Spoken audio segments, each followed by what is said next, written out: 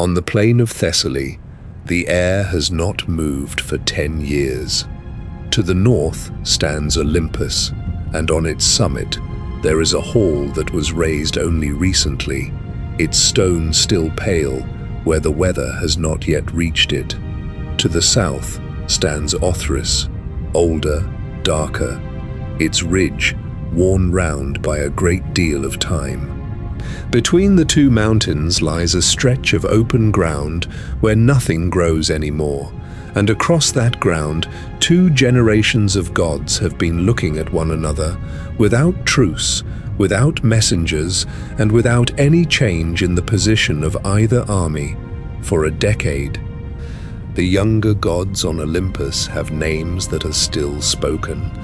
The older ones on Othrys held the world first, made it, ordered it, set the sun on its track and the sea in its bed, and then lost it, and their names have thinned to almost nothing.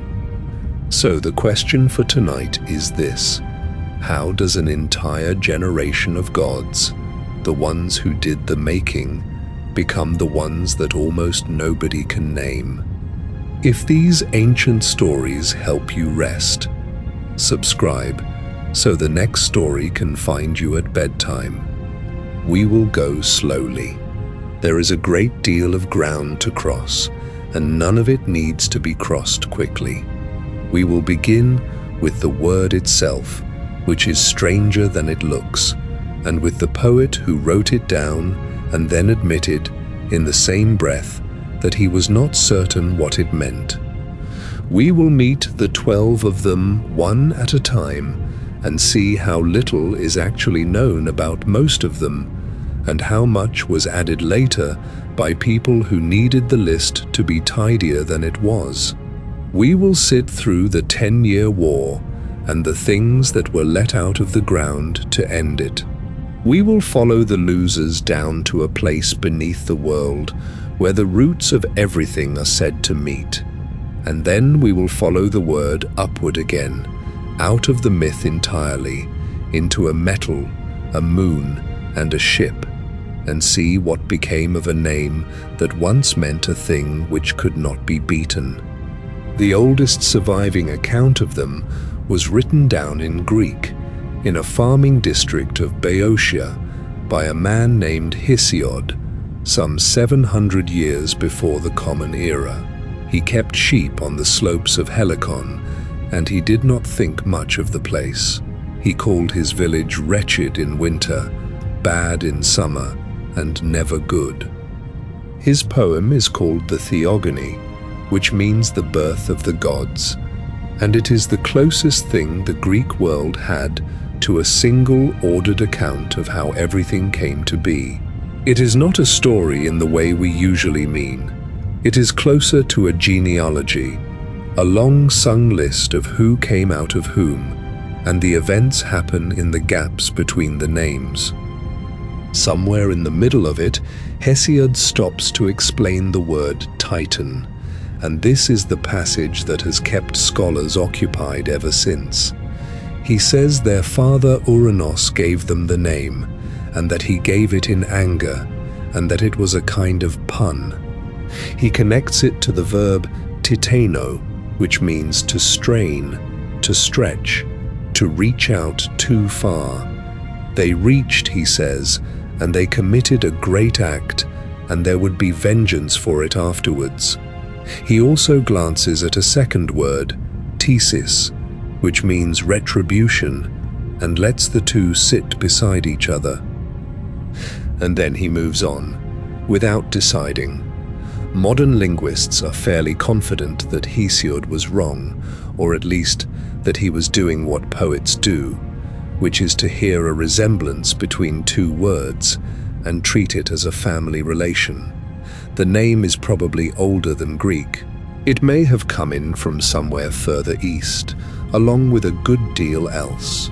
There is a suggestion that it is related to a word for white earth, or gypsum, the pale clay that ritual participants smeared on themselves, though that is contested and rests on a late and unreliable source. What matters for tonight is smaller and more interesting than the etymology. It is that the oldest surviving explanation of the word already treats the Titans as a problem to be explained. Even in the earliest text we have, they are not simply present, they are already somewhat lost, and the poet is already reaching backward for them. It is worth being honest, early and quietly, about how thin the evidence is. For the Olympian gods there are temples, statues, festival calendars, inscribed dedications, painted pottery by the tens of thousands, and the names of priests. For the Titans, there is almost none of that. They were, with a small number of exceptions, not worshipped. There were no Titan temples in the ordinary sense. There is no month named after one of them. Nobody left a votive plaque thanking Koios for a safe voyage. What there is instead is a handful of texts. There is Hesiod, who gives us the list and the war. There is Homer, who mentions them only in passing as beings under the earth, and who seems to assume his audience already knows what he means. There is a body of Orphic poetry, later and strange and preserved mostly in fragments quoted by other people, which tells a version so different that it can be hard to reconcile. There is Apollodorus, a handbook writer, working many centuries after the material was already old, who tidies everything into a usable order and is therefore both indispensable and not entirely trustworthy.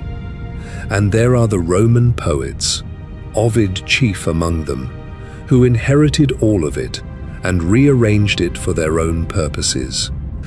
Those sources disagree with one another constantly about the number of Titans, about who fathered whom, about what happened at the end, and even about whether the punishment was permanent. The tidy version that most of us half remember, the 12 Titans and the clean 10-year war, is a composite. It was assembled out of incompatible material by people who wanted a single story, and it has been smoothed further by every retelling since. Under it, the sources are still arguing. Before there were Titans, there was, in Hesiod's telling, a gap. The word he uses is chaos, though it does not mean disorder the way it does now. It means a yawning, a chasm, an opening, not a substance and not a place, but the fact of there being room. Out of that came Gaia, the earth, described as broad-breasted and as the ever-sure foundation of all things. And here the poem does something that is easy to read past. It says she bore Uranos, the starry sky, equal to herself, so that he might cover her on every side, and be a secure dwelling place for the blessed gods. She made him, not with anyone. She made the sky by herself, deliberately, to the exact size of herself, so that it would fit over her like a lid, and she made it in order to have somewhere to put the gods who were not yet born. That detail matters for everything that follows. The sky in this story is not a place that happened to be there. It is a thing the earth built for a purpose before there was anyone to live in it.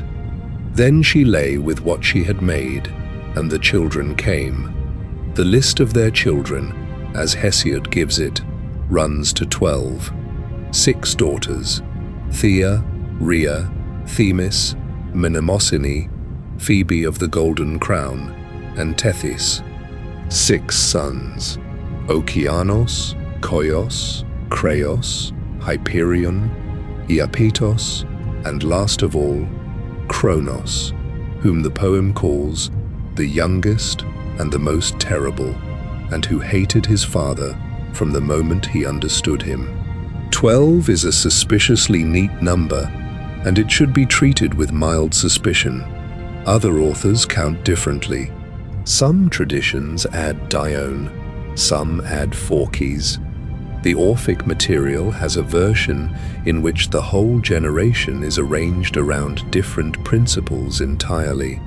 The number 12 is likely to be a later tidying, matching the 12 Olympians who replaced them, so that the two generations mirror each other neatly across the war. And Gaia and Okeanos had other children besides, who are not counted among the Titans at all, and whose treatment is the reason the war eventually happens. There were 3 of enormous size with a single eye set in the middle of the forehead, called the Cyclopes, and they were smiths. Brontes, Sterapes, and Argas, whose names mean thunder, lightning, and brightness, which tells you in advance what they will make and for whom. And there were 3 more, larger still, each with 50 heads and 100 arms growing from their shoulders. The Hecatoncheiras, Kotos, Briareos, and Gyges. Hesiod says of them, with unusual flatness, that they were the most terrible of the children born of earth and sky, and that their father hated them from the beginning. What Okeanos did with those children is the first crime in the story, and the poem is careful about how it describes it. He did not kill them, he hid them. As each one was born, he pushed it back, down into a hollow place in the earth, and he did not allow it to come up into the light. Hesiod says that he took delight in this wicked work. And because the hollow place was inside Gaia herself, she was the one who held them.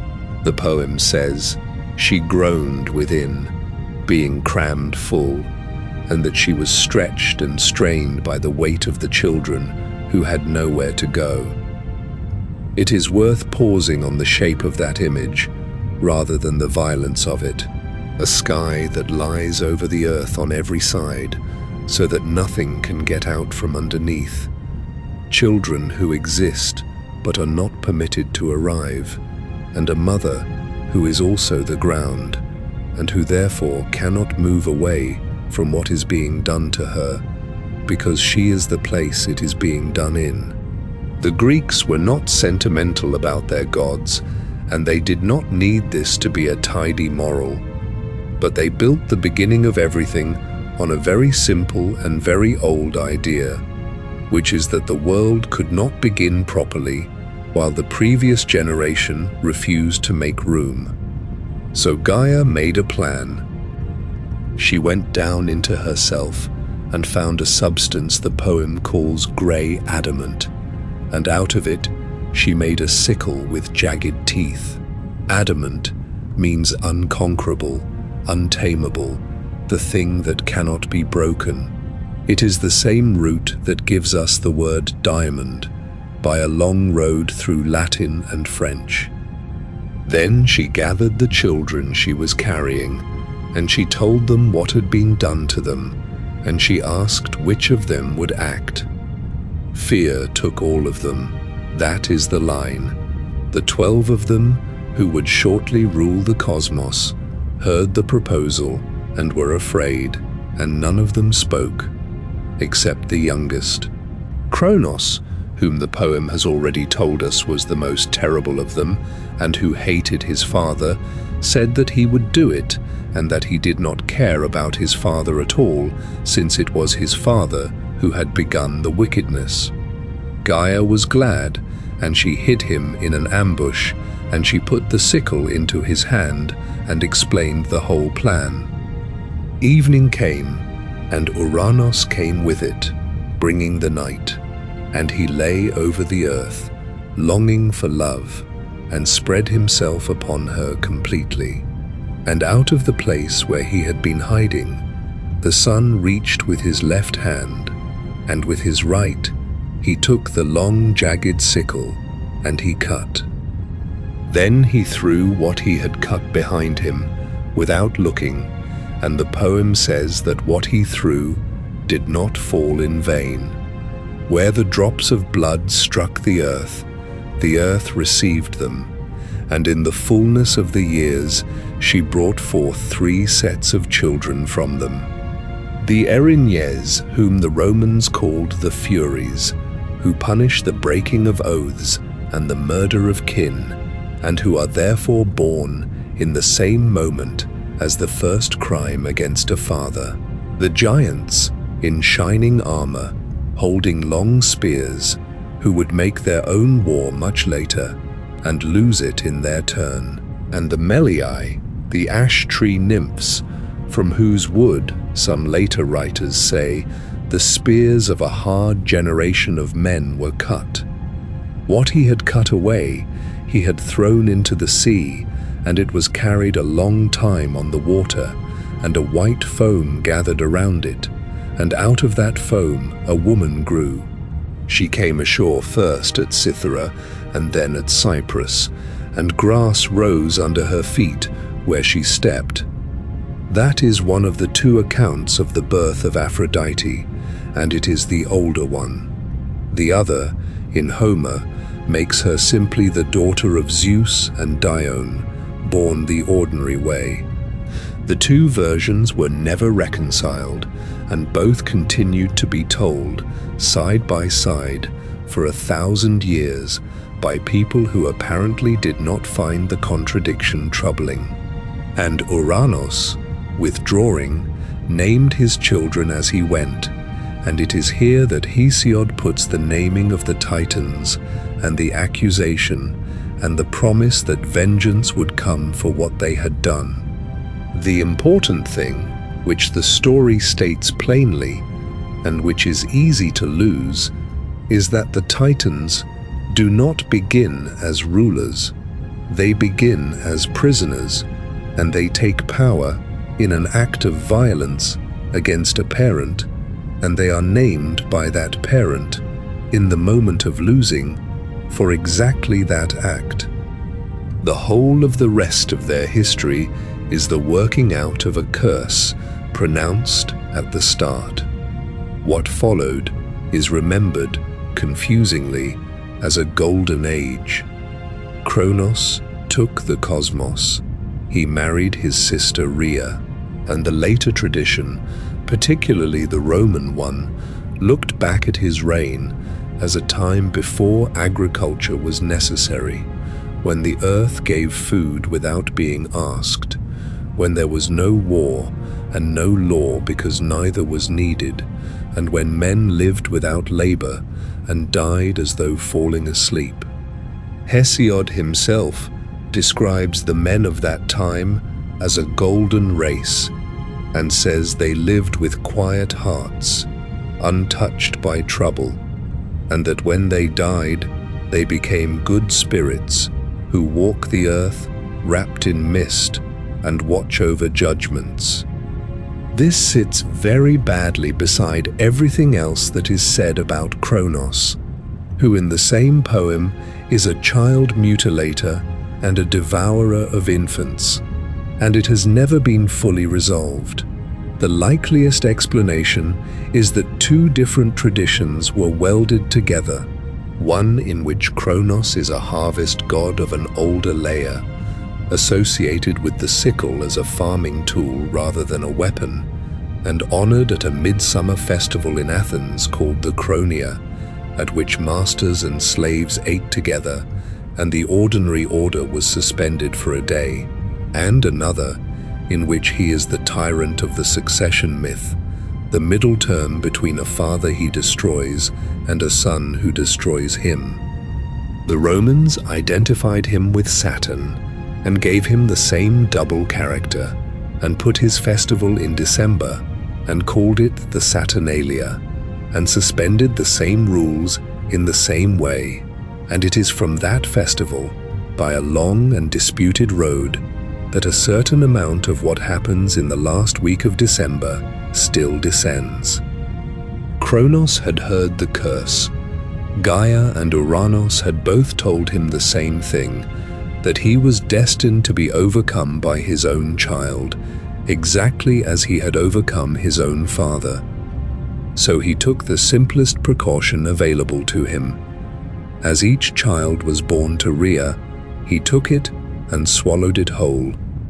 Hestia first, then Demeter, then Hera, then Hades, then Poseidon, 5 of them, one after another, going down alive into the dark inside their father, where they did not die, because they could not.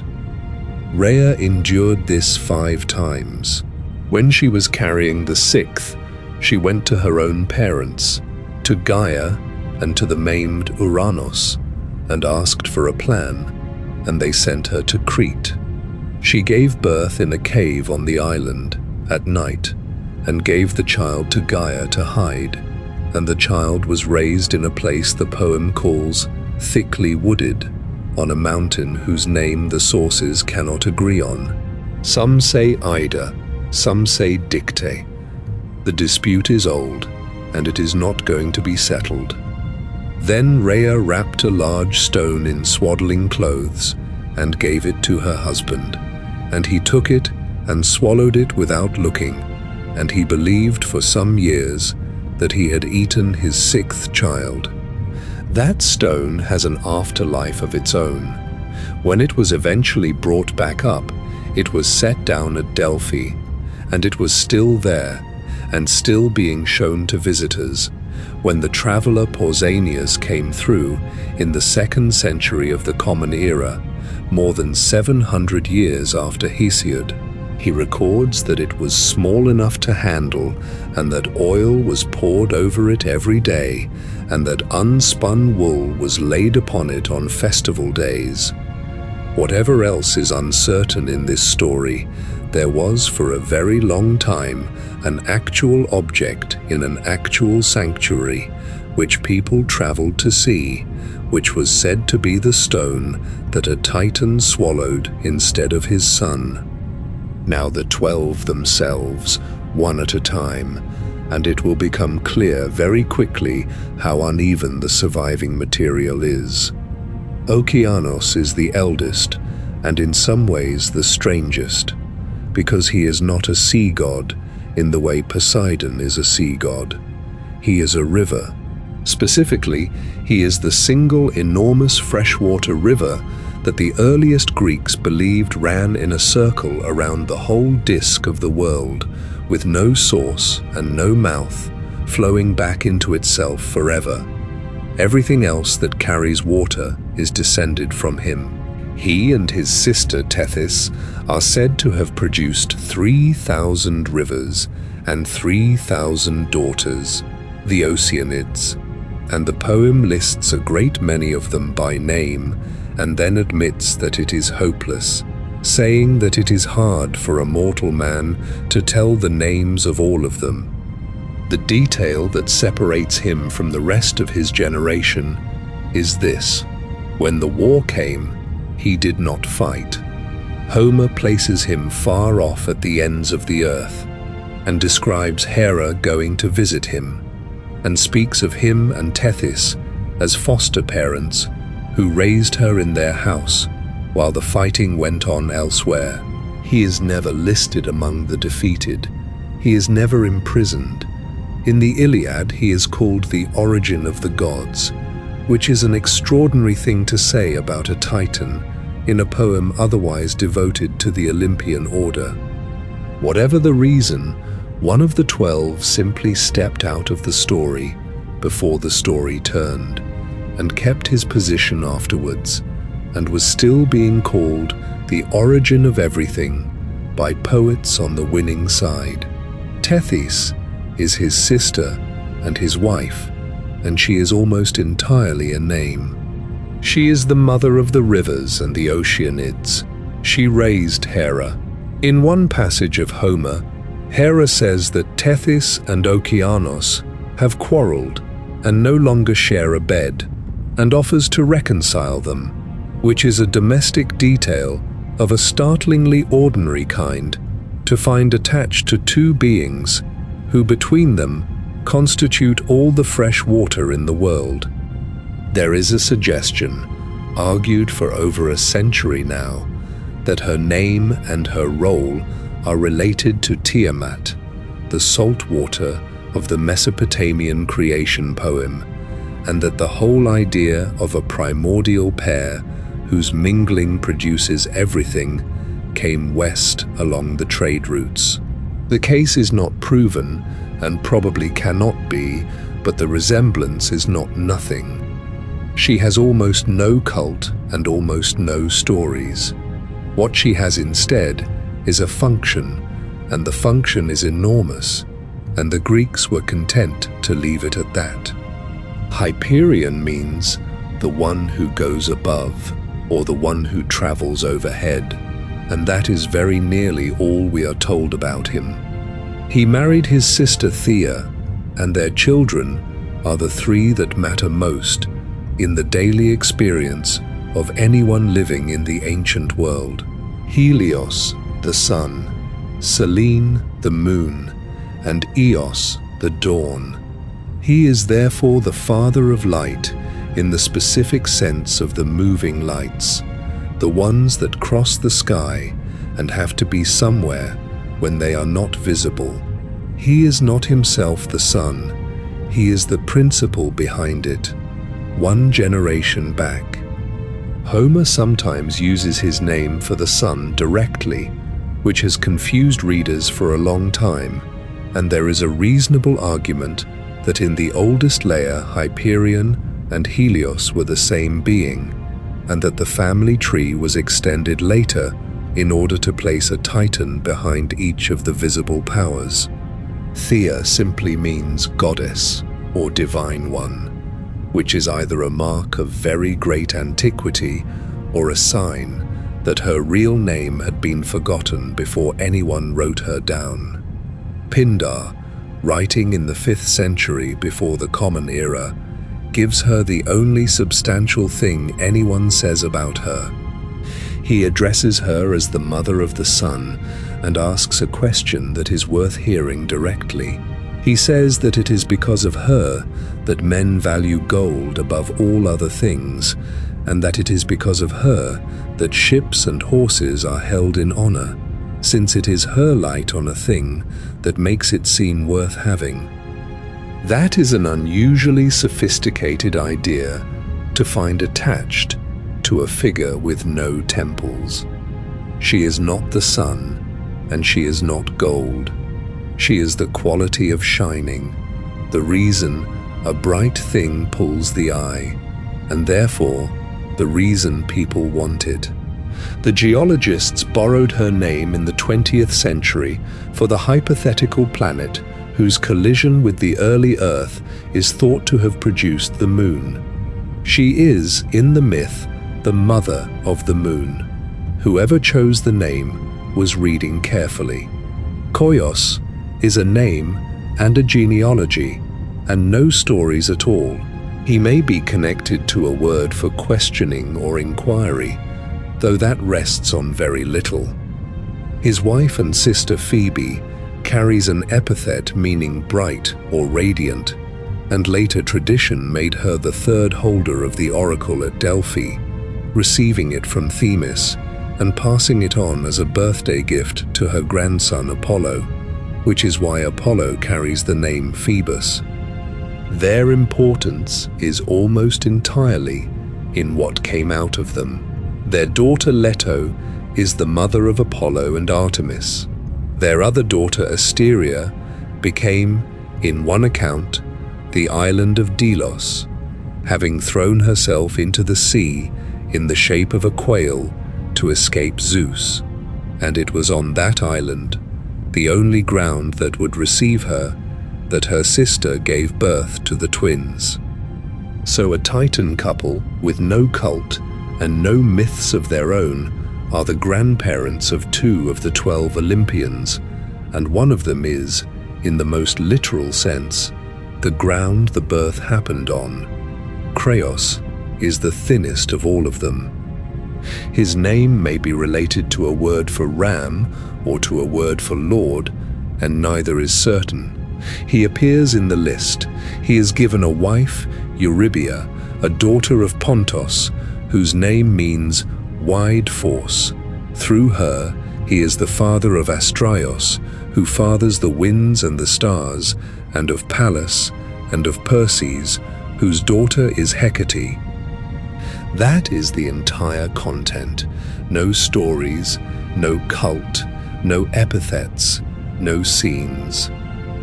It is worth saying this plainly rather than covering it over, because it is the honest condition of most of this material. 6 of the 12 Titans are functionally names in a list, kept because a list needed 12 names, given wives and children by later systematizers so that the family tree would connect properly to the figures people actually cared about. They were structural. They held the shape of the world together in the way a beam holds a roof, unseen, and nobody thanked them, and no one told stories about them, and their names survive only because someone needed the roof to stand. Iapetos is different because of his children. He married an Oceanid, either Clymene or Asia, depending on which source you follow, and they had 4 sons, and the 4 of them, between them, carry most of the meaning that the Greeks attached to the human condition. Atlas, the enduring one, who holds the sky. Mnemosyne, whom Zeus struck down with a thunderbolt into the darkness for his violence and his overweening pride, and about whom nothing else is recorded. Prometheus, whose name means forethought, the one who sees what is coming. And Epimetheus, whose name means afterthought, the one who understands only once it has happened, and who accepted a gift he had been warned about, and so let loose everything that was in the jar. Hesiod calls Epimetheus a scatterbrain, and says that he was a trouble to men who eat bread from the beginning. 2 brothers, then, named for the 2 halves of the same faculty, one of whom sees ahead and is punished for what he does with it, and one of whom sees only behind and is punished for what he fails to do. The Greeks did not usually build their genealogies as arguments, but here it is difficult not to read one. His name is also the closest thing in the whole list to an outside link. Iapetos resembles Japheth, one of the 3 sons of Noah in the Hebrew tradition, closely enough that the comparison has been made continuously since antiquity. It is another of those resemblances that cannot be proved and will not go away. Mnemosyne is memory. She lay with Zeus for 9 consecutive nights and bore the 9 muses, and this is the one place in the Titan material where the poem turns and looks at itself, because the muses are the reason the poem exists. Hesiod begins the Theogony by describing how they came to him while he was keeping sheep, and breathed a divine voice into him, and told him to sing of the race of the blessed gods, and to sing of themselves first and last. So the account we have of the Titans comes by its own account from the daughters of a Titan. There was a spring named after her, and a river of the same name in the underworld, running alongside Lethe, which is forgetting. Certain later mystery cults gave instructions to the dead, which amounted to a warning at a fork. Do not drink from the first water you come to. Go further, to the lake of memory, and say the words you have been taught, and drink there instead. To be a Titan is, in this story, to be forgotten. Memory is one of them. Themis is what is laid down. Custom, right order, the way things are properly done, as distinct from written law. She is one of the very few Titans with any real cult presence, and she survives the change of regime completely. She held the Delphic oracle before Apollo. She sits beside Zeus as his counselor and, in some accounts, as his second wife, and she is the mother of the Horai, the seasons, and of the Moirai, the three fates, though other sources give the fates different parents entirely. Aeschylus makes her the mother of Prometheus and identifies her with Gaia, and has her give her son the knowledge of the future that makes him dangerous. She is the clearest case of a Titan who was not defeated because she was never really an opponent. What she represents does not change when the management changes. The order of things is the order of things, whoever is enforcing it, and so she simply walked across from one court to the other and sat down again. Rhea, we have already met, hiding a newborn in a Cretan cave and handing her husband a stone. She is the mother of 6 Olympians, and after the change of power, she keeps a place, though a quiet one. Her cult became mixed, quite early and quite thoroughly, with that of the Anatolian mother goddess Cybele, and the two were worshipped together with drums and with mountain processions in a manner that struck later Greek writers as foreign and old. Her name may mean flow, or it may mean ease. The ancient etymologies disagree, and the modern ones are not much better. What she has, which almost none of the others have, is an action. She is the only one of the 12 who breaks the succession from inside it. Gaia set the first plan, and Rhea set the second. And both times the plan works. And both times the plan is a mother deciding that her children will be born. The child in the cave grew up. The sources differ on how he was raised, and the differences are pleasant rather than important. Some say he was nursed by a goat named Amalthea, whose horn, broken off, became the horn of plenty. Some say bees fed him. Some say a company of armored attendants called the Curetes danced around the cave, striking their shields with their spears, so that the noise would cover the sound of an infant crying, and his father would not hear it from wherever his father was. That last image has stayed in the imagination longer than most of this material. A ring of men beating their weapons in the dark, not to frighten an enemy, but to hide the sound of a baby. When he was grown, he came back, and the first thing he did was not to fight. It was to make his father bring the others up. Accounts differ again. Some say Gaia advised him. Some say Metis, whose name means cunning, gave Kronos a drug. What is agreed is that Kronos vomited up what he had swallowed, and that the stone came first, since it had gone down last, and that after the stone came 5 gods, alive, adult, and unharmed by the years they had spent inside their father. They had been swallowed as infants. They came out grown. Nothing in the poem explains this, and nothing needs to. And then the war, which the Greeks called the Titanomachy. It is described less than you would expect. Hesiod gives it a long passage, but the passage is mostly weather. For 10 years, he says, the two sides fought without any resolution, neither able to break the other, and there was no end and no easing of the bitter strife for either party, and the outcome of the war hung level. 10 years is the standard length of a great war in Greek poetry. Troy takes 10 years, Odysseus takes 10 years to get home. The number is not a measurement, it is a way of saying that a thing lasted long enough to become the condition of the world rather than an event in it. The younger gods held Olympus, the older held Othrys, and in between, the ground.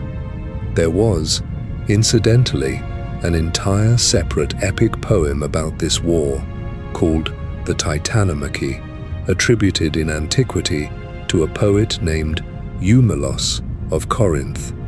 It is lost. What survives is a handful of quoted lines and summaries, one of which mentions that in that version Zeus danced, and another that Aigion, one of the 100-handed, fought on the side of the Titans rather than against them. So the version everyone knows is not the only version there was. It is the one that survived, and it survived partly by accident. The deadlock broke because of a piece of advice. Gaia told Zeus that he could not win without help, and that the help was already in the ground, where it had been put by the previous generation. Uranos had imprisoned the Cyclopes and the 100-handed. Kronos, when he took power, had not released them. He had left his brothers where his father had put them.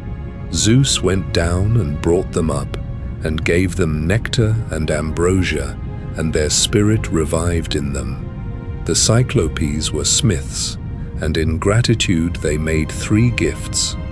For Zeus, the thunderbolt; for Poseidon, the trident; for Hades, a cap of darkness that makes the wearer invisible. Every symbol by which the 3 brothers are recognized for the next 3,000 years was made in a single workshop by prisoners as payment for being let out. And the 100-handed came up as well, all 3 of them, each with 50 heads and 100 arms, and they took their positions, and the poem says that they took in their massive hands 300 rocks, one after another, and threw them, and overshadowed the Titans with their missiles. Hesiod's account of the final battle is not a battle description. It is a description of noise and of the sky. He says the boundless sea rang terribly, the earth crashed loudly, and the wide heaven groaned and was shaken. He says that Olympus reeled from its foundation under the rush of the immortals, and that the trembling reached down as far as misty Tartaros. He says that Zeus no longer held back his strength, that his heart filled with fury, and that he came out from Olympus and from the sky together, hurling lightning without pause, and that the bolts flew thick from his massive hand with thunder and with flame. He says, the life-giving earth crashed around in burning, and the great forests cried out, and the whole land seethed, and the streams of Okeanos seethed, and the hot vapor lapped round the earth-born Titans, and the flame reached the bright upper air. And then a line that is worth sitting with. He says the flash and glare of the thunderbolt blinded their eyes, strong as they were, and that the heat took hold of chaos, and that it seemed, to see and to hear it, as though earth and wide heaven above were coming together. That is the sound of the world-changing management. Not a duel, not a moment of single combat, not a hero, whether at a scale that removes the distinction between the ground and the air. The defeated were bound and sent below. Hesiod is unusually specific about the distance, and it is one of the passages people remember longest. He says that Tartaros is as far beneath the earth as the sky is above it, and then he measures it. A bronze anvil, he says, falling from the sky, would fall for 9 days and 9 nights, and reach the earth on the 10th, and a bronze anvil falling from the earth would fall for 9 days and 9 nights, and reach Tartaros on the 10th. Around it he sets a bronze fence, and night poured around the neck of it in 3 rows, and above it grow the roots of the earth and of the unfruitful sea. The 100-handed were set there as guards. the same beings who had been prisoners under 2 previous administrations, now given the job of holding the door. Poseidon, in some accounts, fitted the bronze gates. Homer, characteristically, is briefer and colder about it. He has Zeus threaten the other gods with it directly, saying that anyone who disobeys will be seized and hurled into misty Tartaros, very far away, where the deepest gulf beneath the earth is, and where the gates are iron and the threshold is bronze, as far below Hades as heaven is above the earth. Not all of them went. Okeanos, as we have seen, never fought and was never punished. Themis kept her position and became a counselor of the new regime. Rhea was the mother of the victors. Mnemosyne bore the muses to Zeus afterwards, which is not the treatment of a prisoner. Atlas was punished separately and in a manner designed to be visible. He was made to stand at the western edge of the world and hold up the sky so that it would not fall back onto the earth and undo the separation that the whole story began with. Hesiod says he holds the wide heaven with unwearying head and arms, standing at the borders of the earth, and that this is the portion that Zeus assigned to him. He is not underground, he is at the edge of the map, doing a job that has to be done by somebody, forever, in the open air. And Prometheus, a Titan by descent, had fought on the winning side and was punished later and for something else entirely, which is a different episode and belongs to a different night. The pattern is worth naming. The ones who were destroyed were the ones who held power. The ones who survived were the ones who represented something the new order still needed. Memory, right order, fresh water, the sequence of the seasons. You cannot imprison the idea of a season. So those titans stayed and worked for the new management and were quietly not called titans very often afterwards. There is another tradition, and it is strange enough that it deserves its own quiet stretch of the night. The Orphic material survives in fragments, quoted by later writers, some of them hostile, and it is difficult to date and difficult to trust. But in the version those fragments describe, the Titans do something they do not do anywhere in Hesiod. Zeus has a son, Dionysos, sometimes called Zagreus, and he intends the child to inherit. The Titans, put up to it by Hera in some tellings, distract the infant with toys. A mirror is always among them, and a spinning top, and knuckle bones. While the child is looking at his own reflection, they seize him, and they tear him apart, and they cook the pieces, and they eat them. Athena saves the heart. Zeus destroys the Titans with the thunderbolt, and out of the soot and ash of their burning, humanity is made. That is the point of the story, and it is unlike anything in the standard version. It means that human beings are compounded of two things at once. The Titan part, which is violent and grasping and guilty, and the Dionysiac part, the traces of the god they had eaten, which is divine and which wants to get back. Whether this was ever a widespread belief or a minority doctrine of a small movement is genuinely disputed among scholars, and the earliest clear statement of the human origin part is much later than the rest. But it is the only place in Greek thought where the Titans are not simply a defeated previous administration. Here they are an ingredient. Rome took the whole apparatus and changed the emphasis. Kronos became Saturn, and Saturn was given a much warmer character than his Greek original. He was said to have come to Italy after his defeat and to have ruled there in exile and to have taught agriculture, and his reign in Latium was remembered as a genuine golden age rather than an awkwardly attached one. The capital was said to have been his hill first. The state treasury was kept in his temple. Ovid, working in the reign of Augustus, retold the succession and the ages of man in the Metamorphoses, and his version is the one that most later European art actually depended on, since it was read continuously when Hesiod was not. And the word Titan itself began to loosen.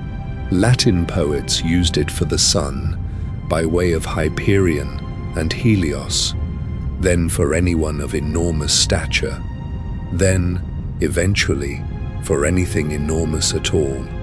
That loosening is the beginning of the last part of tonight's story, which is what happened to the name after the myth stopped being believed. There is a text that changes how the whole of this looks, and it was not read by anyone for about 3,000 years.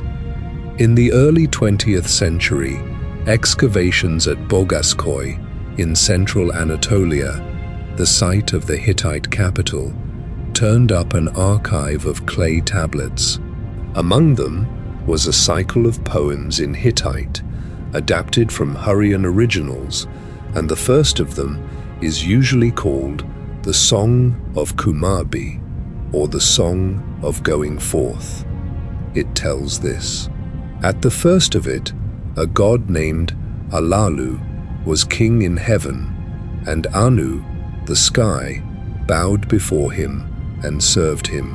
After 9 years, Anu overthrew Alalu, who fled down into the dark earth. Then Anu was king, and Kumarbi bowed before him and served him. After 9 years, Kumarbi rose against Anu, and Anu fled upward, and Kumarbi seized him by the feet and dragged him down out of the sky, and bit off and swallowed his genitals. And Anu, laughing, told him what he had just done to himself. He said that Kumarbi was now pregnant with 3 terrible gods, and that one of them would be the storm god, and that the storm god would overthrow him in turn. The tablets are from around the 14th century before the Common Era. That is roughly 600 or 700 years before Hesiod. The correspondence is not vague.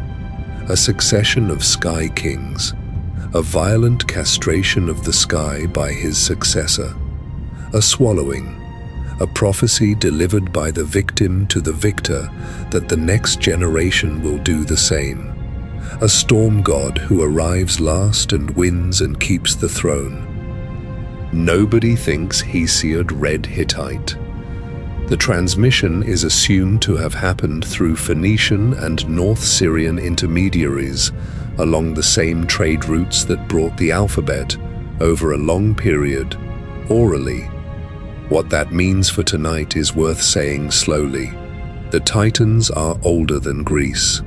The story of the generation that made the world and was then replaced by its own children was already ancient when the Greeks received it, and they received it the way you receive a thing that has been handed along, slightly changed by every pair of hands, with the original owner long since forgotten. The poem about forgotten predecessors is itself a poem with forgotten predecessors. Almost nowhere, and that is the point, but not quite nowhere. Kronos had the Chronia at Athens, in the month of Hecatombaion, at the height of summer after the harvest was in. Masters and slaves ate at the same table, and the ordinary hierarchy was suspended for the day. There was a sanctuary of Kronos and Rhea in the city, near the Olympion. Rhea had a great deal of cult, though most of it under other names, and mixed with Cybele, with drums and with mountain rites. and much of what looks like Rhea worship in the later period is really Anatolian. Themis had altars at Athens, at Olympia, at Thebes, and she was honored at Delphi as a former holder of the oracle. Mnemosyne had a spring at the oracle of Trophonios at Lebedea, where those consulting the oracle were required to drink from 2 springs before descending, one of Lethe to forget everything they had brought with them, and one of Mnemosyne so that they would remember what they were about to see. Beyond that, the record is close to silent. There were no processions for Koios. Nobody sacrificed to Kreios. Compare that with the Olympians, who between them account for the overwhelming majority of every temple, festival, dedication, and priesthood in the Greek world, and the asymmetry becomes the real story.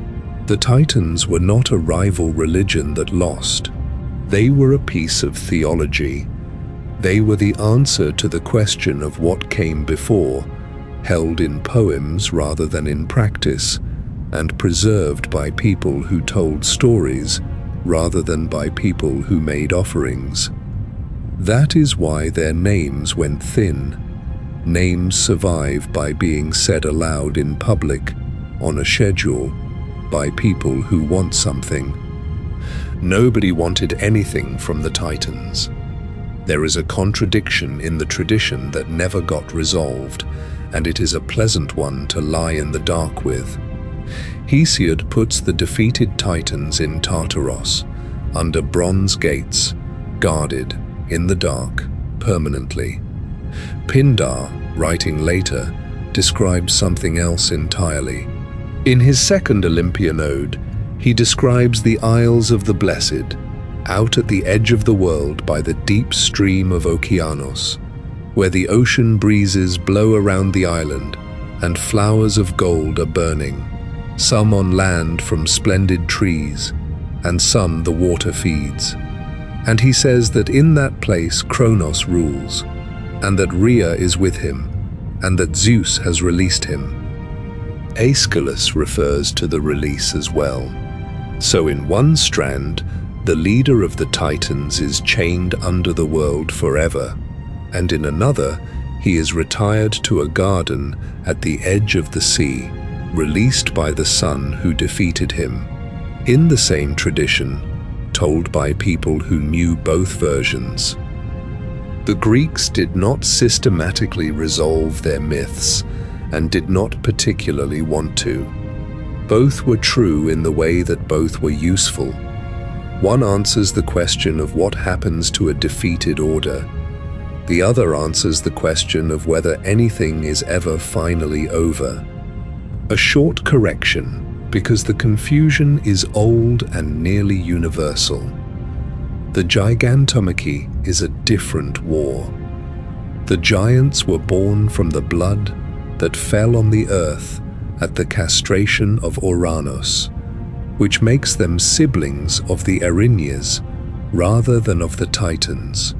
They rose against the Olympians later, after the Titans were already imprisoned, and they were defeated with the help of Heracles, because a prophecy said the gods could not kill them without a mortal. The great frieze at Pergamon, which is the most famous piece of ancient art on this theme, is the Gigantomachy, not the Titanomachy. Almost every painting titled Fall of the Titans is really giants. The two wars were being mixed up already in antiquity, and the confusion has never been undone, if it helps to keep them apart. The Titans are the previous management. The giants are a rebellion. Of all of them, Atlas traveled furthest into ordinary language, and he did it by holding still. He stands at the western edge, holding the sky. The Greeks placed that edge in northwest Africa, and the range of mountains there took his name and holds it now, and the ocean beyond them took his name too, the Sea of Atlas, the Atlantic. Then, in the 1500s, a Flemish geographer named Gerardus Mercator, put a picture of him on the title page of a collection of maps and wrote a dedication to him as a figure of learning rather than punishment, a king of Mauritania and an astronomer who was said to have made the first celestial globe. Mercator's book was called, in his honor, an atlas. Every book of maps since has been called an atlas because of a Titan sentenced to hold up the sky at the far end of the world. The first vertebra of the human spine, the one that carries the weight of the skull, is also called the atlas. It was named in the same spirit, and it holds a smaller globe. In the year 1791, a clergyman in Cornwall was walking in a valley called Mnemosyne and noticed a black sand in a stream bed which was drawn to a magnet. His name was William Gregor, and he was the vicar of the parish, and mineralogy was what he did when he was not doing his parish work, which describes a great many of the people who found things in that century. He examined the sand, established that it contained iron and something else that he could not identify with any known substance, and published a careful description of it. 4 years later, working independently in Berlin, a chemist named Martin Heinrich Klaproth analyzed a mineral from Hungary called rutile and found the same unknown element. Klaproth was a serious and rather methodical man who had already named uranium after the planet, which had itself been named after Uranus only a few years before. He needed a name for the new element, and he explained his reasoning in print. He said that he preferred to choose names that mean nothing at all, and that therefore give no rise to any erroneous ideas about the properties of the substance. He did not want a name that made a claim, so he called it titanium, after the Titans, the sons of the earth. And when he learned of Gregor's earlier work, he acknowledged it fully and confirmed that the Cornish sand and the Hungarian rutile contained the same thing. There is something quietly appropriate in a metal being named for the Titans, specifically because the name was supposed to mean nothing. It was chosen to be empty. The Titans had already been emptied. The element itself turned out to be unusually difficult to isolate in pure form, and was not produced as a workable metal until the middle of the 1900s, at which point it became the material of aircraft frames, of hip joints, of submarine hulls, of the things that have to be strong and light and not corrode. A metal named for a defeated generation, because the name had no content left in it, and which then turned out to be one of the least defeatable materials anyone has. Meanwhile, the same names had been going up into the sky, one at a time, over 3 centuries, and the way it happened is more haphazard than the tidy result suggests. In 1655, a Dutch astronomer named Christian Huygens, using a telescope he had ground himself, saw a point of light beside Saturn that moved with the planet. He did not name it. He called it simply Saturni Luna, the moon of Saturn, because there was only one, and it did not need a name. Between 1671 and 1684, Giovanni Cassini, working in Paris, found 4 more. He named them collectively after Louis XIV, which was a sensible career decision and did not survive him. For a long time, the moons were simply numbered. Then in 1847, John Herschel, the son of the man who had discovered Uranus, proposed a system. Since the planet was named Saturn, which is Kronos, the moons should be named for his brothers and sisters, the Titans. It was tidy, and it was adopted. So Huygens' moon became Titan. Cassini's 4 became Iapetos, Rhea, Dione, and Tethys. Hyperion, found the year before Herschel wrote, took its place. And in 1899, a moon found photographically by William Pickering was named Phoebe. The result is that the 6 Titans nobody could name, the ones with no cult and no stories, the structural beams of a forgotten roof, are now the names of the second largest collection of moons in the solar system, spoken aloud in a working sense by people who have never read Hesiod and do not need to. And there is one more, which is my favorite thing in this entire episode. In 1905, the same William Pickering announced the discovery of a 10th moon of Saturn on photographic plates taken at Arequipa in Peru. He named it Themis, after the Titan of right order. It was never seen again. Other astronomers looked for it and could not find it. Pickering maintained the discovery. Eventually, it was accepted that the plates had shown something else, an asteroid passing, or a defect, and Themis was quietly removed from the lists. The name was not wasted. There is an asteroid called Themis, found earlier and quite genuinely there. But for a few decades, there was a moon of Saturn named for the Titan of the way things ought to be, which turned out not to exist, and which people went on looking for because a careful man had said it was there. A phantom named after order, orbiting nothing. The moon that Huygens found turned out to be the strangest object of its kind in the solar system, and it is worth spending a little of the night on, because it belongs to the story now.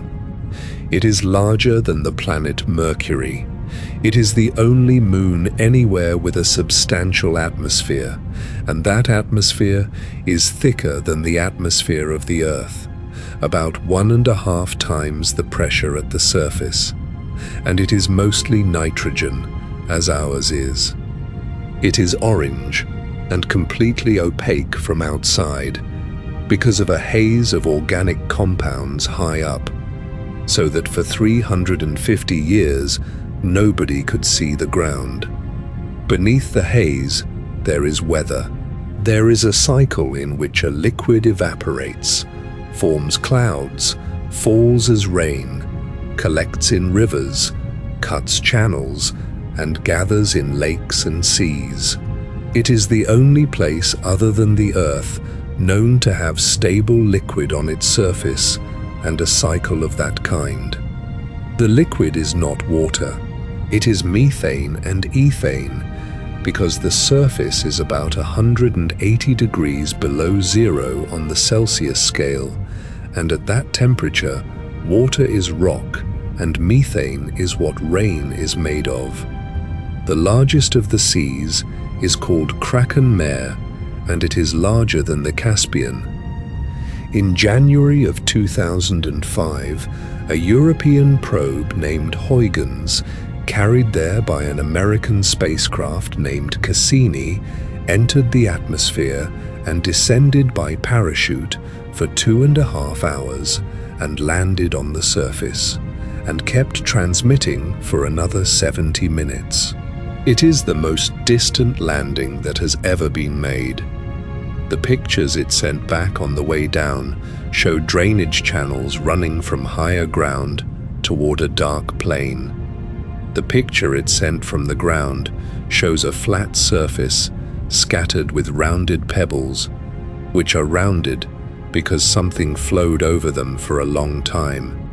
A probe named after the man who first saw the point of light, landing on the ground beneath it 350 years later, on a world named after a generation of gods that the people who named it had largely stopped believing in. And then there is the ship, which almost does not need saying, and which cannot be left out. When the White Star Line came to name the 3 vessels of their new class in the first decade of the 20th century, they chose Olympic, Titanic, and Britannic. The names were chosen for exactly the reason you would expect. They wanted words that carried scale and permanence. Titanic meant, in ordinary English by then, enormous and unbeatable, and it had meant that for a couple of 100 years, having drifted a long way from any particular myth. The ship was launched at Belfast in 1911 and sank on her maiden voyage in April of 1912, 4 days out, having struck ice, with the loss of more than 1,500 people. I am not going to make a neat moral of it, because the neat moral has been made a great many times, and it is not really fair to the dead. But it is a fact of the language that a word which began as a father's angry pun on a verb meaning to overreach, and which was applied to a generation who overreached and were put under the ground for it, was chosen 3,000 years later as a name meaning invincible, for a thing that then went to the bottom of the North Atlantic. The word had been carrying that meaning the whole time, underneath. Nobody was listening to it anymore. It is worth going down to Tartaros properly, because Hesiod describes it at length, and the description is one of the oddest passages in early Greek poetry. He calls it dank, and says it lies at the farthest part of the huge earth, and that the gods loathe it. He says a man would not reach the floor of it in a whole year if he once got inside the gates, but would be carried this way and that by hard blasts of wind, and that it is a marvel even to the immortal gods. Then he populates it, and the population is strange. There stand the sources and the ends of all things, he says. The dark earth, the misty Tartaros, the unfruitful sea, and the starry heaven. All of them have their sources and their ends there, all in one place, and they are grievous and dank, and even the gods shudder at them.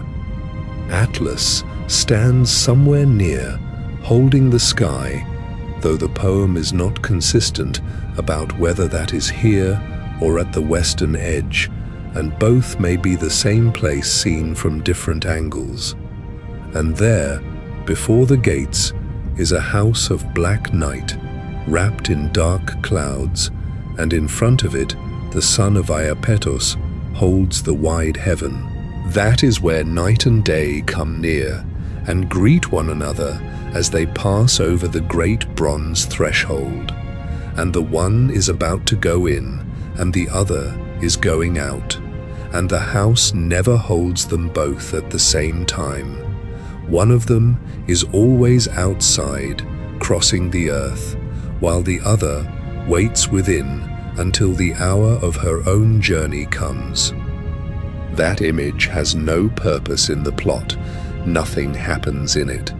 It is simply an account of where the days go when they are not here, and it puts the answer at the bottom of the world, in a doorway, where 2 women who never sit down together nod to each other twice a day and change places.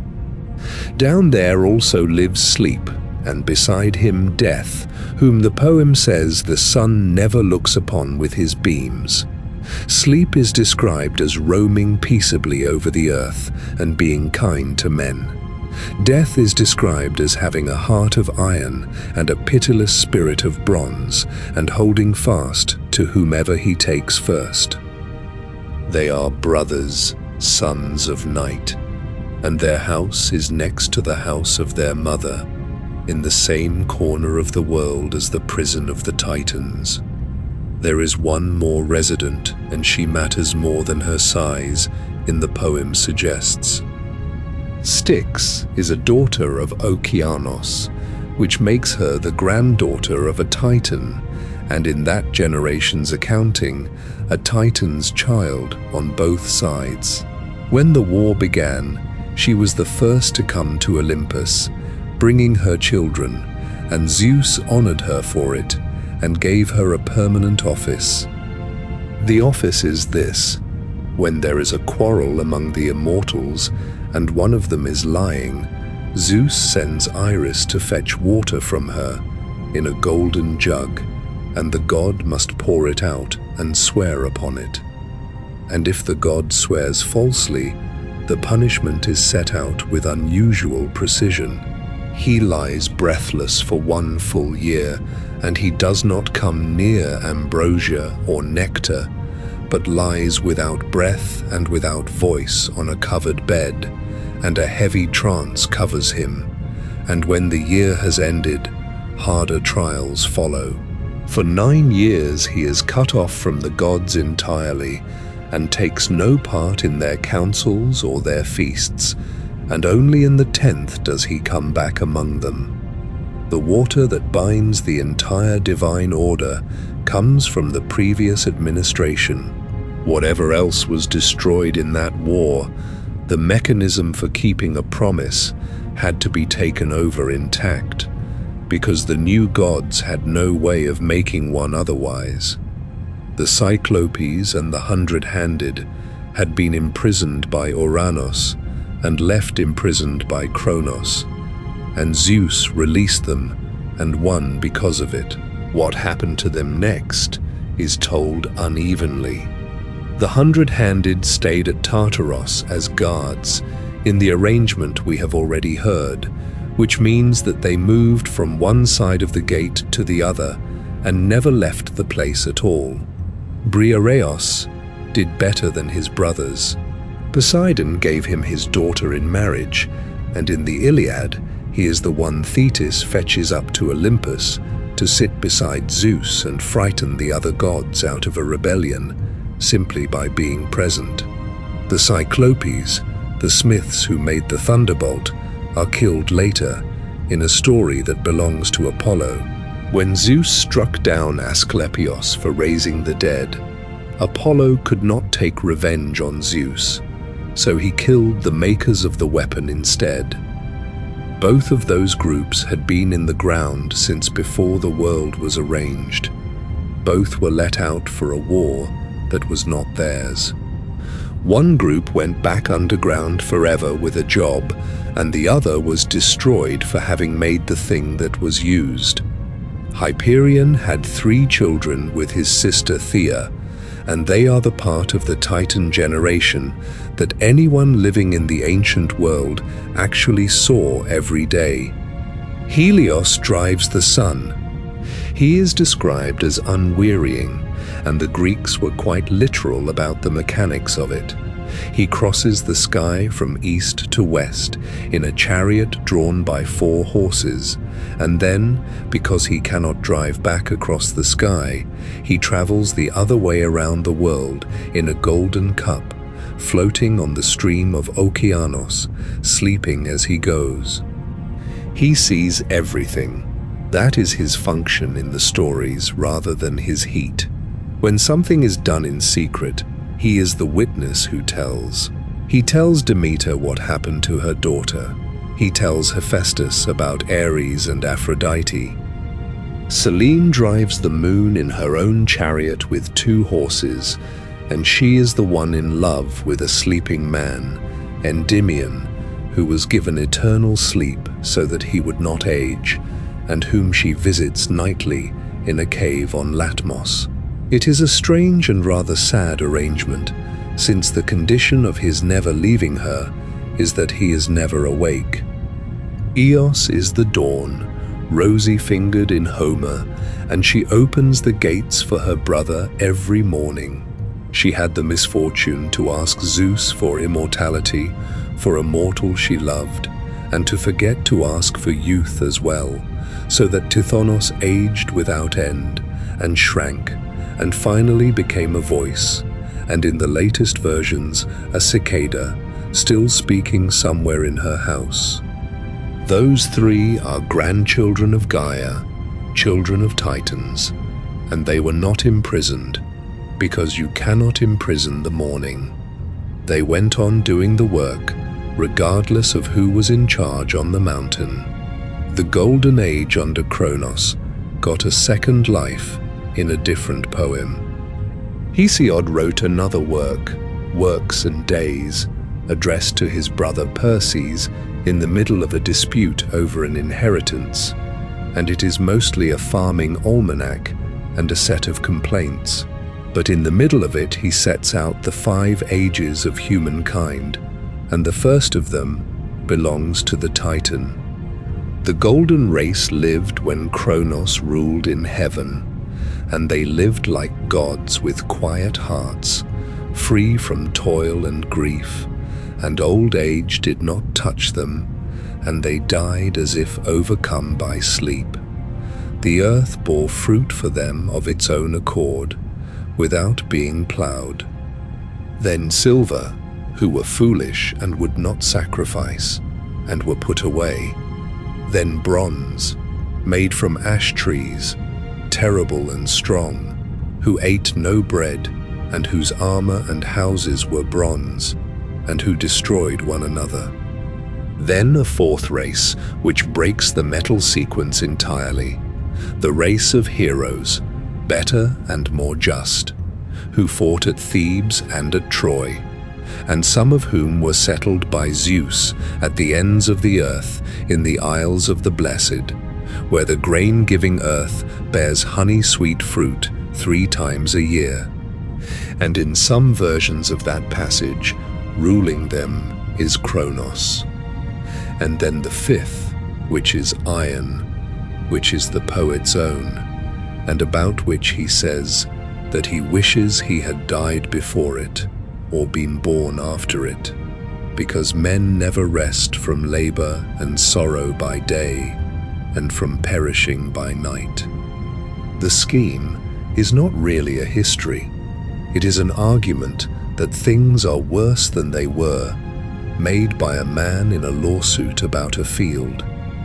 But it fixed the reign of the Titan as the memory of a better time, permanently, and every later golden age in European writing descends from it.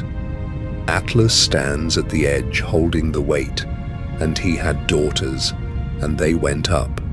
7 of them, by the Oceanid Pleione, are the Pleiades: Alcyone, Merope, Celaeno, Electra, Sterope, Taygete, and Maia, pursued by the hunter Orion for 7 years and set among the stars to escape him, where he still follows them across the sky and never closes the distance.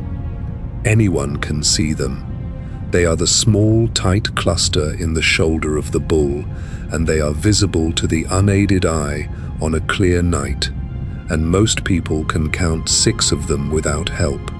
The Greeks said there were 7, and that 1 was lost. Some said Merope hid her face, because she alone had married a mortal. Some said Electra left her place after the fall of Troy, unwilling to watch. Modern astronomy is fairly relaxed about this. The cluster contains more than 1,000 stars, and about 9 are bright enough to be seen without a telescope under good conditions, and the number a given person counts depends on their eyes and the darkness of the sky.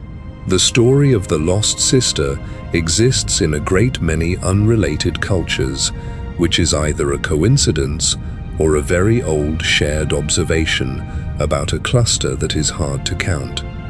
Their rising in May marked the opening of the sailing season, and their setting in November marked its close, and Hesiod tells his brother to begin the harvest when they rise, and to plough when they set. So the daughters of a Titan were, for most of antiquity, the working calendar of anyone who farmed or sailed. Others of his daughters, the Hesperides, keep a garden at the western edge with a tree of golden apples, near where their father stands. And when Perseus came past, carrying the head of the Gorgon, and was refused hospitality, he showed Atlas the head, and Atlas became the mountain. That is a later story, and it does not sit well with the older one, in which he is holding the sky, rather than being a range of rock. Both were told anyway. Here is a confusion that changed the way the whole of Europe pictures time. There are two similar Greek words. Kronos, with a hard initial consonant, is the Titan. Chronos, with an aspirated one, is time, the ordinary noun from which we get chronology and chronic and anachronism. Linguistically, they are unrelated. They simply sound alike. But they sounded alike to the Greeks too, and by the classical period, writers were already playing on it, and the Stoics, who liked allegory, treated it as significant. If Kronos is really Chronos, they reasoned, then the story becomes a natural philosophy rather than a scandal. A god who devours his own children is time, which consumes everything it produces. A god who is bound and imprisoned is time, under order rather than running loose. Cicero repeats this reading. So do the Neoplatonists. It travels through late antiquity as the respectable interpretation of an embarrassing myth. And when Rome merged Kronos with Saturn, and the Renaissance inherited the whole package, the two figures had become one thing. Saturn, the melancholy old planet, Kronos, the devourer, and Kronos, who is time itself. He is given an old man's body, because time is old. He is given wings, because it passes. He is given an hourglass, which is not ancient at all, but medieval. And he is given the sickle, because the Titan used one on his father, though it has by now been reinterpreted as a harvesting tool, because time reaps. That is Father Time. He appears at the end of every year in every newspaper cartoon, hunched, bearded, robed, carrying a scythe and an hourglass, being replaced by an infant. He is a mistranslation. He is a Titan who was confused with a common noun because the words rhymed, and the confusion held for 2,000 years and produced one of the most recognizable figures in European imagery. The infant who replaces him every January is, if you trace it back honestly, his son, who is going to depose him. The subject that painters could not leave alone was the worst of it.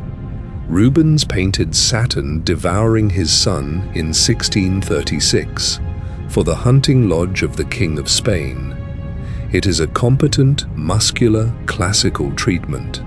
An old man with a staff, a child, an act in progress, painted with great skill and no particular horror, and in the sky above there are 3 stars, which some art historians read as an early acknowledgement of the newly observed appearance of the planet Saturn, whose rings had been seen but not understood. Goya painted the same subject somewhere between 1819 and 1823, and he did not paint it for anyone.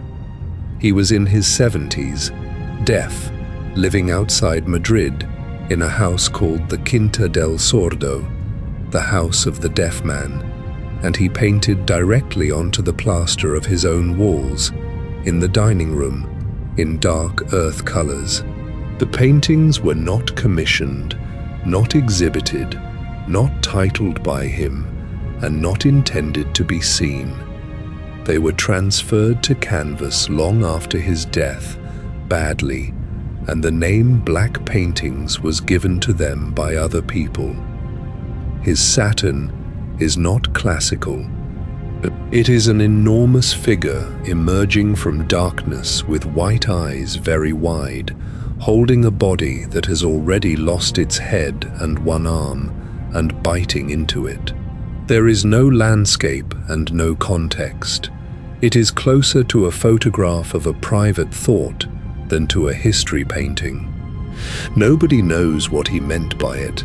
The readings offered include the eating of a nation by its own politics, the artist's own fear of age, and simply the thing itself. He painted it on the wall of the room where he ate. Two paintings of the same Titan, 90 years apart. One made to hang in a king's hunting lodge, one made to be looked at by an old deaf man having his dinner alone. The English romantics went back to the Titans deliberately, and the best of that work was never finished.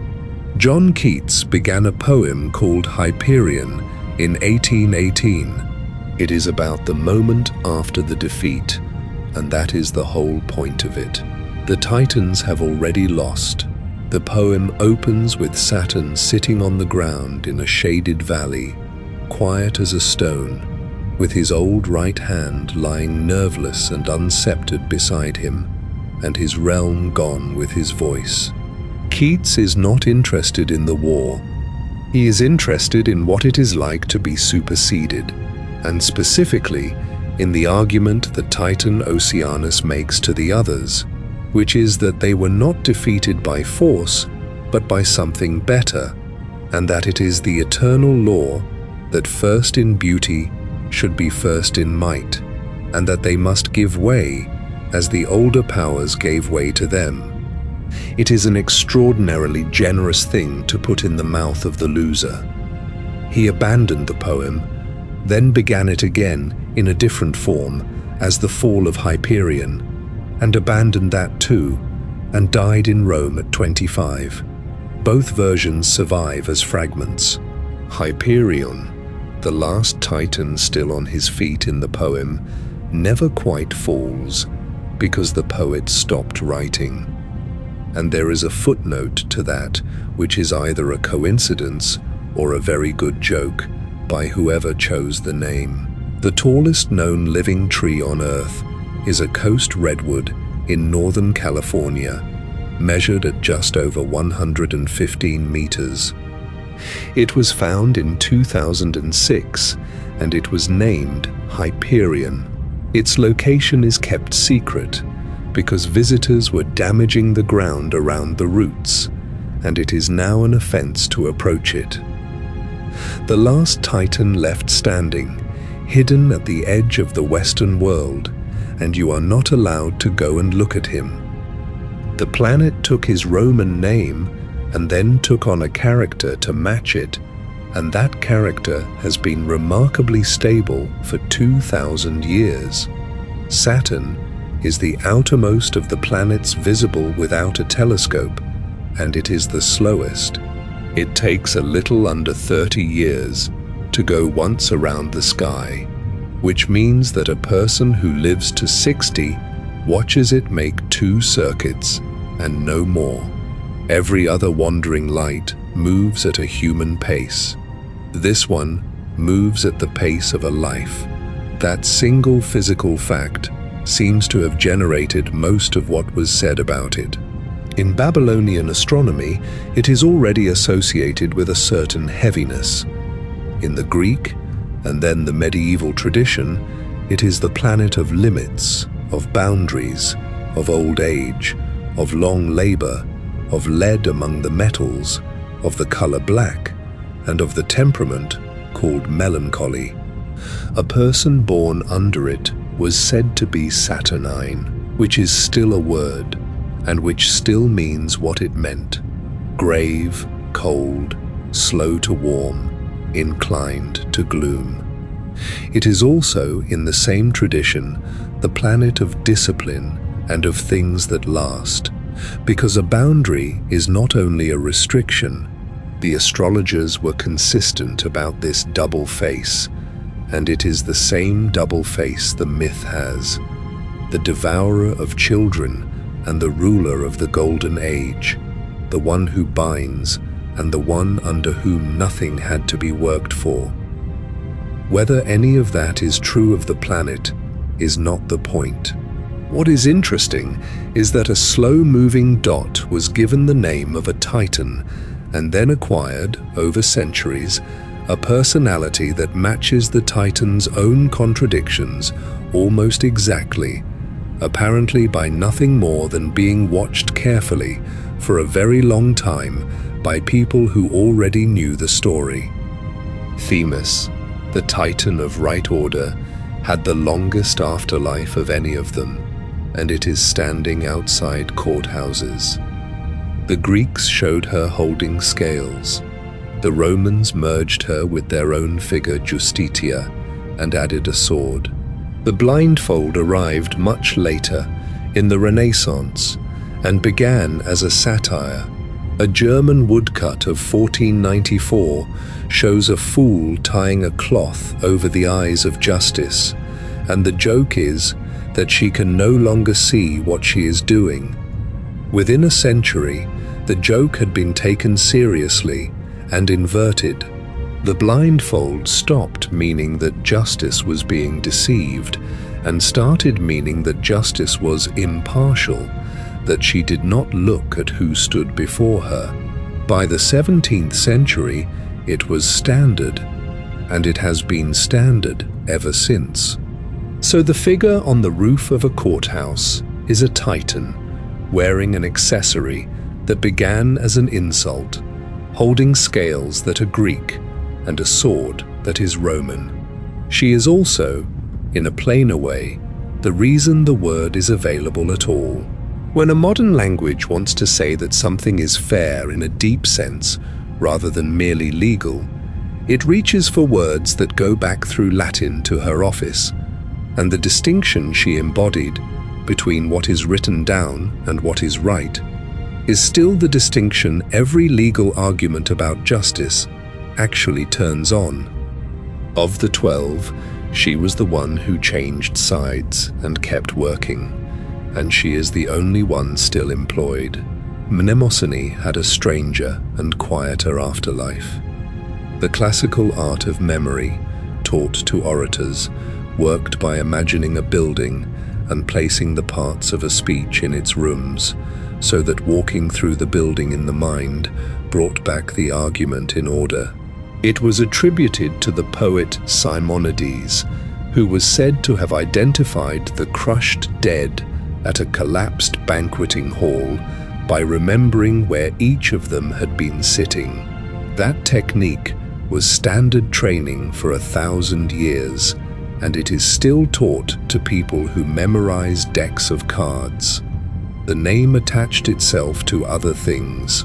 In the 1920s, a German art historian named Aby Warburg began assembling what he called the Mnemosyne Atlas, a set of large black panels onto which he pinned photographs of paintings, coins, stamps, advertisements and newspaper cuttings, arranged not by period or country, but by gesture and by feeling, so that a Renaissance nymph and a golfer in a magazine would sit on the same board because their bodies were doing the same thing. He wanted to show how images survive and how a posture invented in antiquity keeps coming back in people who have never heard of it, carried along without anyone deciding to carry it. He died in 1929 with the work unfinished, at 63 panels, and it has been reconstructed and argued over ever since. It is a good thing to have been named after a titan of memory, a wall of pictures showing that nothing is ever quite forgotten, only mislaid, and that things come back wearing different clothes. The word itself has kept moving, and its current meaning is worth stating plainly, because it has almost nothing to do with any of this.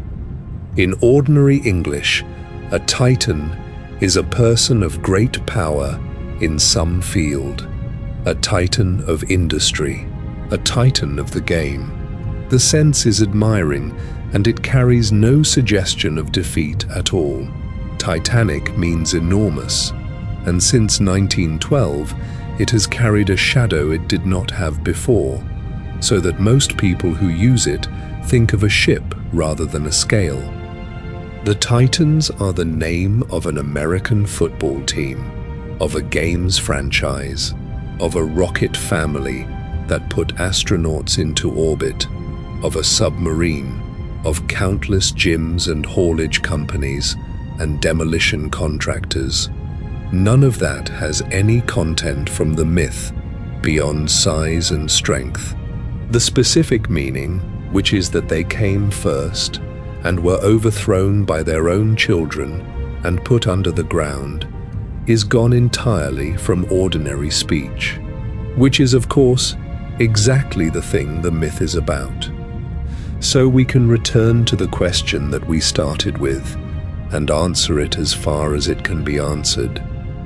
They are forgotten because they were never worshipped, and things survive by being asked for. They are forgotten because 6 of them were never more than names in a list. They are forgotten because the story is told by the winners, in poems commissioned, sung and copied by people living under the settlement the winners made. But the deeper reason is inside the story rather than outside it, and it is why the shape keeps reappearing in cultures that never met. A generation makes the world. It does it violently because its own parents would not step aside. Then it will not step aside either, and it destroys its own children rather than lose the position, and it is destroyed for it by the one child that got away. Every generation in the sequence does the same thing, and every one of them knows what happened to the previous one, and knows the prophecy, and takes precautions, and the precautions are the mechanism of the fall in each case. Uranos pushed them back into the ground, and the ground turned against him. Kronos swallowed them, and the swallowing meant that 5 allies came back out of him, grown and angry. Zeus, the one who broke the chain, breaks it by doing the one thing neither of the others would do. He swallows Metis, and the child comes out of his own head, and after that, there is no 6th generation, because he has found a way to be the parent of the successor rather than its victim. The Hittites told a version of it 400 years before Hesiod. Poets keep going back to it, and painters keep painting the worst moment of it on the walls of their dining rooms, and astronomers hang the names on things, and none of them are doing it because they are interested in Koios. They are doing it because it is the only story that is honest about what it costs to be replaced, and about the fact that everyone is going to be. The Titans are what happens when you win. They are the previous generation seen from underneath, still down there, still holding the roof up, having lost the argument a very long time ago and gone on doing the work anyway. Before we come to the end, one more piece of the Roman inheritance, because it turns out to be the reason for something you have probably done. The festival of Saturn was held in December, beginning on the 17th, and by the late Republic it had spread across several days, and by the Empire it ran for a week. It was the largest holiday in the Roman year, and the sources on it are cheerfully appalled. The rules of ordinary life were suspended, courts closed, schools closed, wars were not begun. The formal toga was set aside for loose-colored clothing, and a soft cap normally worn by freed slaves was put on by everyone, whatever their status. Slaves were served by their masters, or ate with them, or were permitted to speak freely without punishment. A member of each household was chosen by lot as the ruler of the feast and could give absurd orders that had to be obeyed. Gambling with dice, illegal for most of the year, was allowed openly in the street, and people gave each other presents, small ones, on a fixed day within the festival. The poet Martial wrote a whole book of 2-line verses to accompany them, and reading it is a strange experience, because it is a list of gifts of exactly the kind people still give. Writing tablets, a toothpick, a comb given to a bald man, perfume, a cheap cloak, nuts. The 2 commonest gifts had names: Sigillaria, little clay or wax figures, and cereae, which were wax candles. The reason usually given by the Romans themselves is that the festival sits at the darkest point of the year, and that a candle is the natural thing to hand to somebody in the middle of a long night. Whether the December holiday that came afterwards borrowed the date, the gift-giving, the greenery and the inversion of rank directly from the Saturnalia, or whether both grew from the same simple fact that the sun stops going away in the 3rd week of December, is argued about endlessly and will not be settled here. But the shape is there.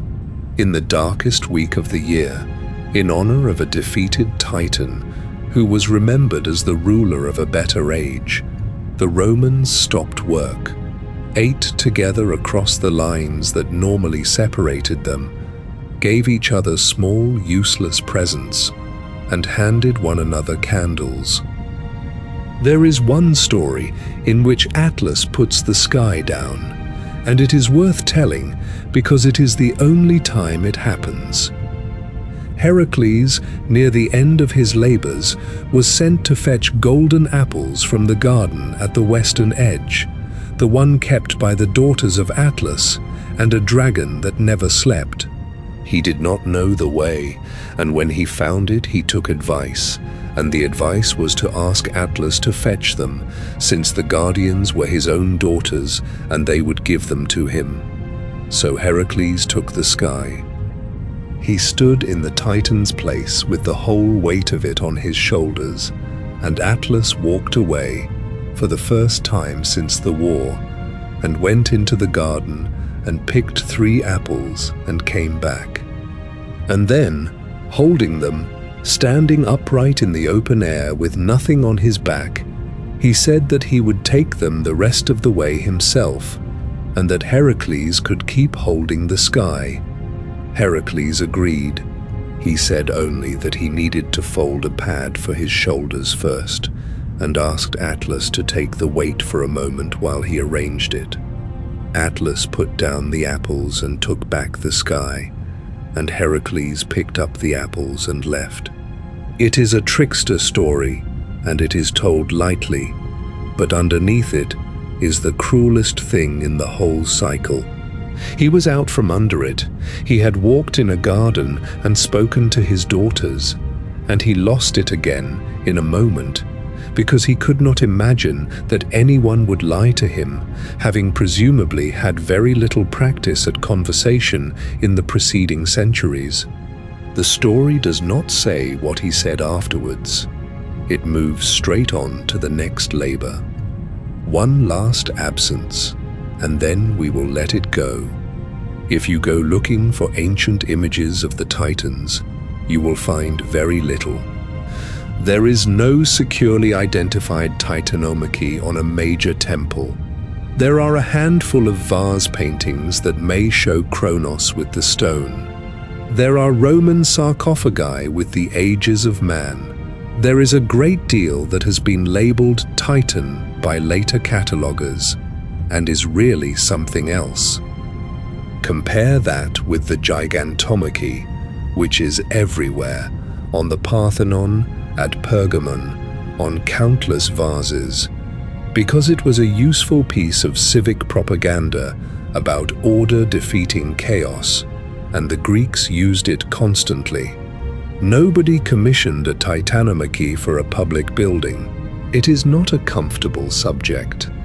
The gigantomachy is a story about outsiders attacking the settled order and losing. The titanomachy is a story about the settled order being the outsiders once and taking what they have by force from their own parents. That is not what a city puts on the front of a temple. So they survive almost entirely in words. In a poem by a Boeotian sheep farmer, in fragments quoted by hostile commentators, in a Roman handbook, in the names of moons and a metal and a ship. Very nearly nothing to look at, anywhere, for 3,000 years. So, before the light goes out, let us say the names once, without hurry, since so few people ever do. Okeanos, the river that runs round the world and returns into itself, who did not fight, and who was still being called the origin of the gods by the poets of the side that won. Tethys, who is all the fresh water there is, and who raised the queen of the gods in her house while the war went on. Hyperion, the one who goes above, and Theia, who is the shine on a thing that makes a person wanted, and their 3 children who are still crossing the sky tonight, whatever anyone calls them. Koios and Phoebe, whose names mean almost nothing to us, and whose daughter bore Apollo and Artemis on an island that was their other daughter. Kreios, of whom there is nothing at all to say, and who is still on the list. Iapetos, whose 4 sons carry between them foresight, hindsight, endurance, and ruin. Mnemosyne, who is memory, and whose 9 daughters are the reason there is a poem about any of this. Themis, who is the way things ought to be done, and who is standing on a roof above a courtroom somewhere at this moment with her eyes covered. Rhea, who hid a child in a cave and handed her husband a stone, and so ended the sequence her mother had begun. And Kronos, the youngest and the most terrible, who was afraid of a prophecy and did everything he could think of to prevent it, and by doing so caused it, and who is either chained beneath the world in the dark or sitting in a garden by the sea where the flowers are gold, depending on who is telling it. 12 of them. They made the world and lost it and went under it, and the roof they are holding up is the one over all of us. Let the plain in Thessaly go quiet now, the 2 mountains, the 10 years, the ground between them where nothing grew. Let the sickle of grey adamant go back into the earth it came out of. Let the anvil finish its 9 days of falling. Let the bronze gates stand where they stand, with their guards who were prisoners themselves, and let nobody open them tonight. Imagine the whole of that older world far behind you, its long war and its long punishment no longer pressing on your thoughts. In your mind, reach back and close an invisible door onto the deep, feeling it move on silent hinges, sealing the first generation and everything they made in calm and order. Then see a single candle, its flame steady in the darkness. With a slow, gentle breath, blow that candle out and let the last curl of light fade into the night.